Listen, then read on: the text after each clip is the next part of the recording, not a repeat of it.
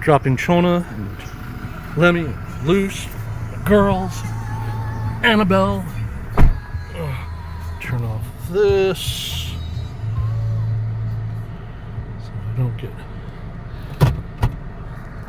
Here's the. Hold on.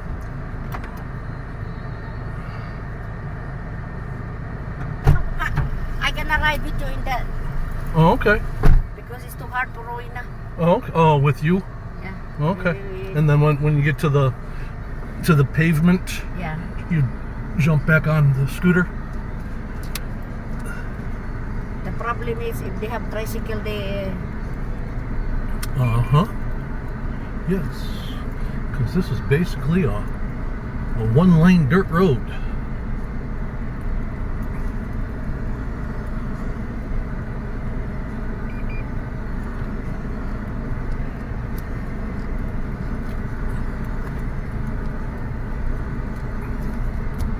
With not very many places to have. Don't Other- use your cell phone this when you drive. Showing I'm moving 2 miles an hour. I have all the time in the world to adjust the steering, crawling this slow.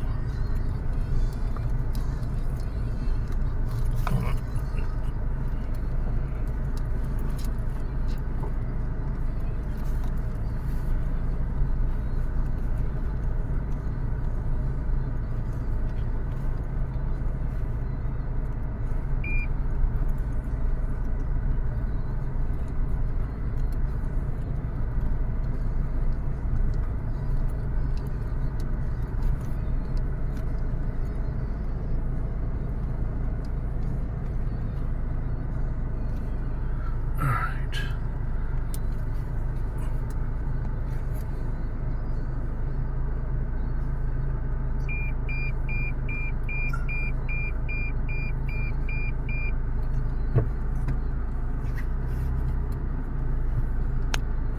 Those narrow little footpath bridges. Video. See our sketch. E.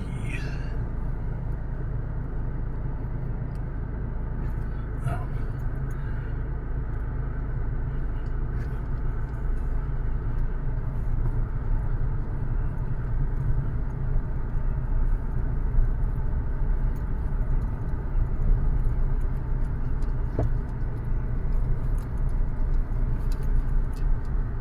You gotta not videotape people at all because of the new laws in the Philippines without their permission, even in public.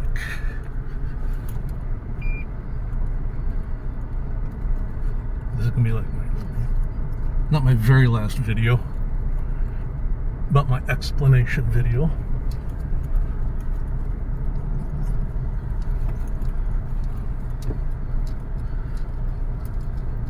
I'm gonna try that driving with you. Well, I'm not looking at the camera. I'm driving. I'm just holding the camera.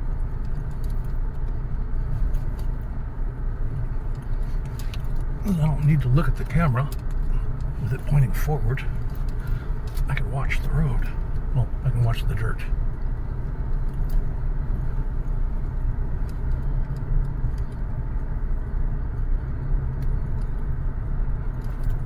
Once we get to the cement road. If you don't like to go right there, you can straight ahead because there's a highway over there. No, I'm gonna go back the same way. I know, but we have one way to straight ahead. So where you buy the Tanduay is straight over there. No, I'm gonna go back the same way, so there's no confusion when I come to get you.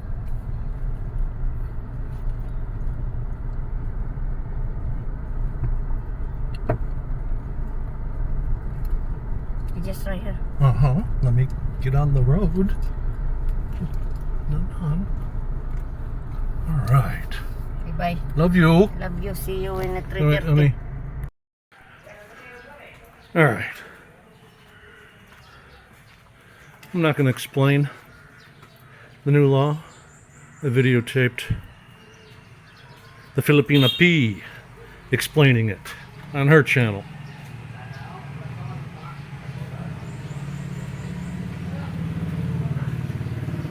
So,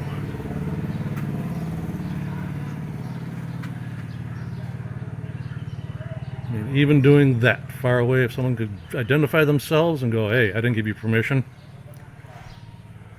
could lead to problems. So, I'm not in this for any monetization on the channel with 140 people subscribed and only like 3 people that watch a video. It's probably 138 people that I don't know. So, the video may come out every once in a while if I do something in the house where it's just in the house. But out in public, the beach, driving, even just driving, anybody walking on or trikes or anybody in the background, foreground, whatever, not worth it, the trouble. So, only being able to videotape people who have explicit permission. So, alright. Gotta pick the girls up at 3:30. It's like 9:30. So, I got enough time to watch a movie and relax. Watch 2 movies and relax. Eat some lunch. Whatever. And think, what am I still need to buy. I don't want to get into a hobby. I think I already know what I want to do. That doesn't require anybody else but myself. And I can do it out here in the garage.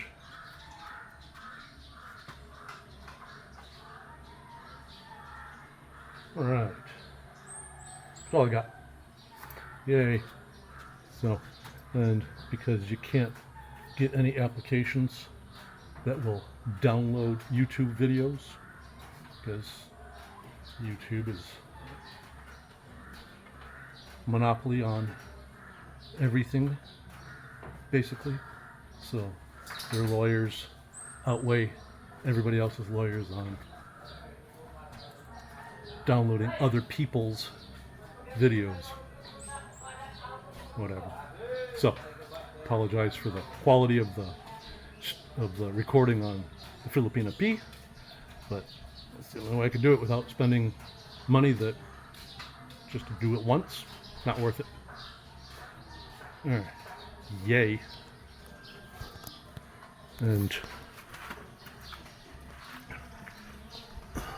hooking up Chona's e-bike to charge, there is a hen who has taken up residence in one of the baskets that Chona puts on the seats to keep the dogs from jumping up and scratching the seats up, trying to get comfortable. So, jungle life, province life, chickens. Alright, yay. Hi folks, the Filipina P here, and welcome to a brand new segment where I discuss current events in the Philippines that affect our foreign viewers. Today we're going to cover several different stories, but the big news is the law that might have just destroyed vlogging as we know it.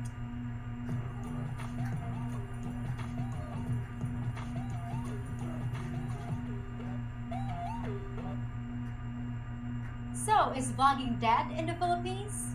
Well, if it's not, it just became a whole lot more difficult for many channels. The NPC, or the National Privacy Commission of the Philippines, has released new regulations that affect anyone who uses a camera to upload, post, publish, or share footage online, whether or not it's for commercial gain. This would apply to anyone posting images to YouTube or any other social media platform, even if their channels aren't monetized. It describes the camera or recording device as being capable of creating, generating, sending, receiving, storing, displaying, or processing audiovisual recordings and can be bodily worn, handheld, or attached to a person. This includes, but is not limited to, digital cameras, mobile phones, GoPros, smartphones, and even Google Glasses. So pretty much anything that captures an image or sound. Now, it didn't specifically mention drones, but I bet that's covered too. So, what do the new guidelines require you to do? In public or semi-public places that may capture audio-visual information of bystanders, vloggers have to basically do three things.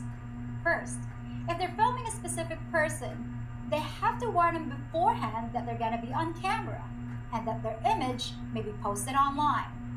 Second, vloggers need to have an appropriate privacy notice on all their online platforms, which provides details to the people who might appear in the recording and let them know how to exercise their right to object and the right to have the post taken down. Now, those first two are really no big deal. If I'm filming a specific person, I always get their permission anyway, but it's the next one that's causing the uproar. Vloggers are required to use available technology that can mask images of bystanders, especially children and other vulnerable individuals. Well, I don't know why they added the wording especially children in there, because according to the regulation, it covers every single person who incidentally appears in the picture. So what that means is that anyone who wanders into the frame or anyone who gets caught on camera for any reason has to have their face blurred. I suppose there's some program out there that can do it, but the only one I've ever seen can only blur one little spot at a time, and trying to cover every face in the crowd would take hours. But even if it could be done with just one click of a mouse, do people really want to watch videos with a bunch of blurs? I know I wouldn't. On top of that, according to an article from GMA News, the NPC also said that vloggers who monetize their channels must now register with the NPC. So are these actually laws or just guidelines? I've heard some people question whether the rules are enforceable or maybe they're just a suggestion, like many of the other laws around here. Well, I checked, and the NPC actually does have the right to enforce its rules. So even if it's not actually a law that passed through Congress, you still have to treat it like one. Now, I know there's a lot of rules in the Philippines that aren't actually enforced, but you can count on the haters out there, the folks that love to cause trouble, to report even the tiniest violations because it's their mission to cause harm. I've already had several comments from the little trolls that say, "So what you gonna do now, P, huh? Your channel's gonna go down in flames." I never understood people like that, who just live to attack others. But they sure are out there. So if I don't follow every single letter of the law, they'll make sure I'm the first to go. So why did the Philippines do this? Well, the obvious answer is because of that Vitaly vlogger, the Russian guy that ran around making a pest of himself, humiliating any Filipino he could find. But there are other reasons as well, like people who go into the slums and showcase the poverty. They often catch images of children and other vulnerable people without their consent. Now, whether it's done for clicks and views or whether they're trying to shine a light on social problems, it can still violate people's right to privacy. I get that. If you're sticking a camera in someone's face and embarrassing them or filming someone who says they don't want to be in your video, you're violating their rights and they should be left alone. But here's the problem for bloggers like me. I love to do street interviews and walk the boulevard to chat with people. I was always respectful and asked their permission first, and I never had a single problem in 5 years. But if I have to go through all the footage and put a blur on everyone's face that passes by, it not only complicates the editing process, but it results in a very ugly video. Sometimes I like to make a video at the beach and pan the camera around to show you what the place looks like. But now I have to blur everyone's face, even in public? Who wants to see that mess? Remember how much you guys hated it when everyone here had to wear a mask? A lot of you refused to watch the videos until the masks came off. Well, this is even worse. I think what they've done with this law is to wipe out a lot of channels that do travel vlogs and videos of touristy places.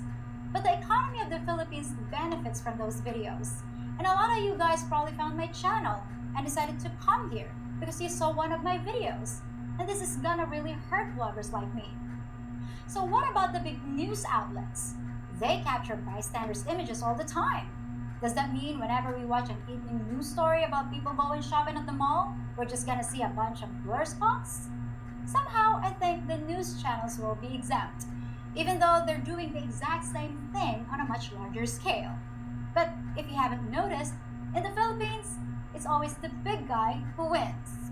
Now, I'm not saying that the new rule is necessarily a bad thing, but I can say it'll drastically affect my style and my channel, and add even more hurdles. So what do I plan to do? Well, if I can't do my interviews anymore, or film tourist spots, or basically film anything outside my own studio where there's other people, well then, I just won't. At least not in the Philippines. Oh well, it's not gonna stop me, and I already have a plan, so stay tuned. Our next story is a little bit more encouraging. The Commission on Filipinos Overseas, or CFO, announced a 40% spike in the marriages of Filipinos and foreigners between the years 2021 and 2022. In 1 year alone, there were 6,854 intermarriages, and as you might expect, the majority was with Americans. In second place were the Australians, but what surprised me the most was that third place went to German men. Filipinos must really like those sauerkrauts and their hot dogs. 10% of the marriages involved Filipino men marrying Westerners, but no data was given on how many of those foreigners were also men. However you slice it, it looks like Filipino foreign affairs are doing just fine. And here's more positive news. When Filipinos finally make it to the West, we actually do surprisingly well.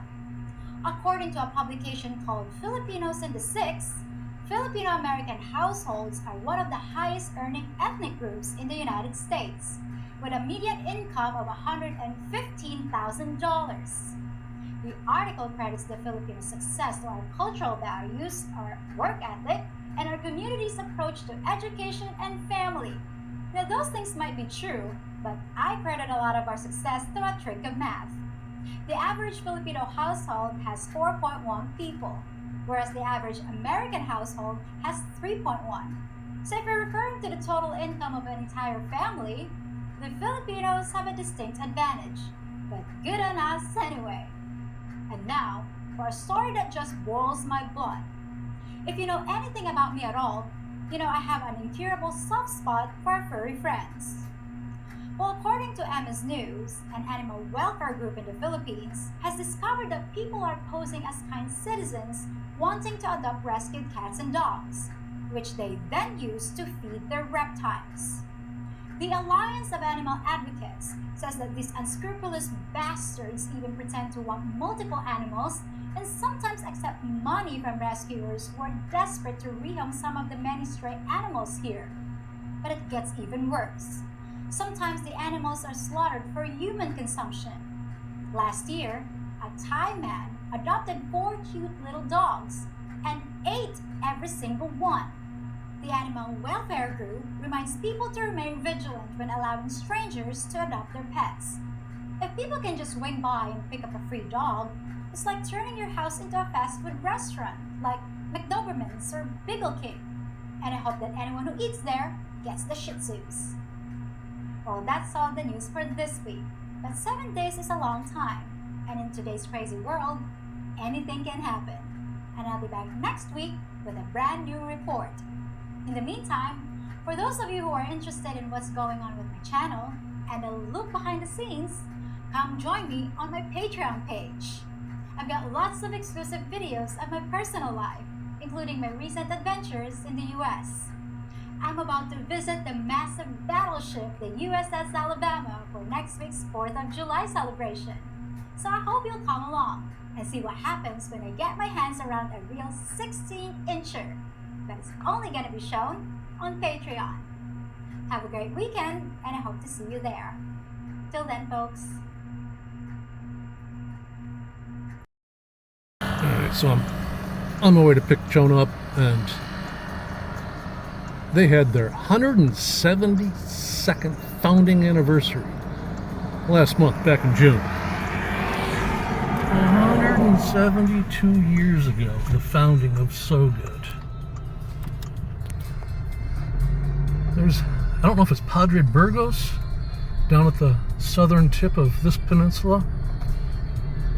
They've got a 504th founding anniversary.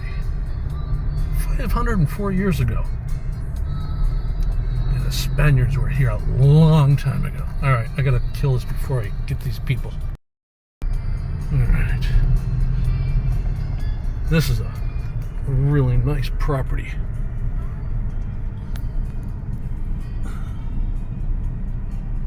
Big, huge lot, well manicured, maintained. Nice, pretty, big house. And people. Alright. Hey.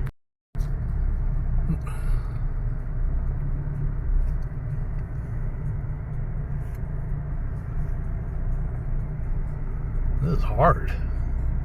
Trying to keep the camera off any. Oop, someone's coming.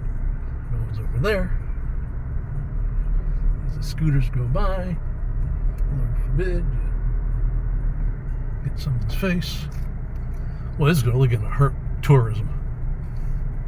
So many people rely on videos of well-known someone other than myself for what it's like here, how to get here, how to live here, what to expect here. They have to follow by the new rules. Yeah, neuters everybody.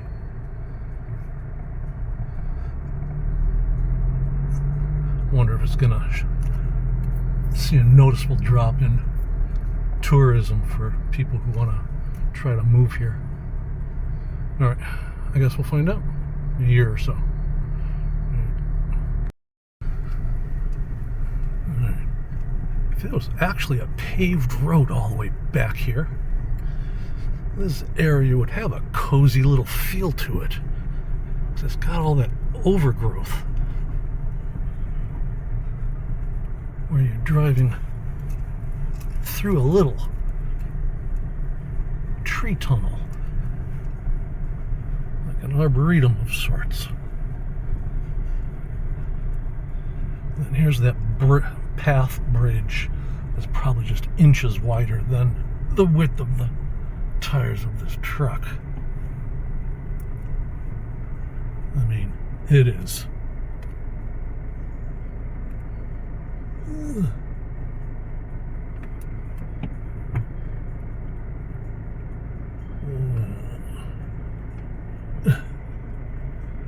Alright, just around the corner from Chona. Continue the freak if she sees me videotaping with the steering wheel in my hand, traveling at half a mile an hour. As soon as I get around this tree, I need to back up. Got it.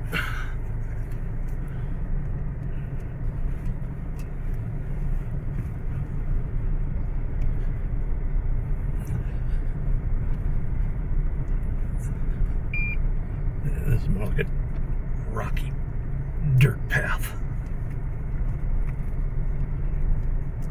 Alright.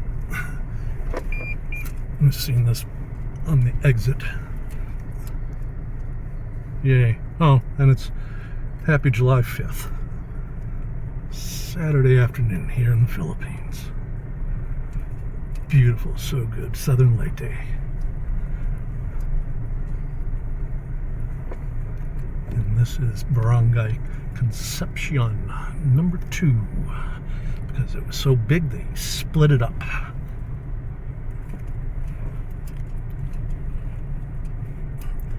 And the water's choppy. It's windy, so it's choppy. Alrighty. I'm here. Alright.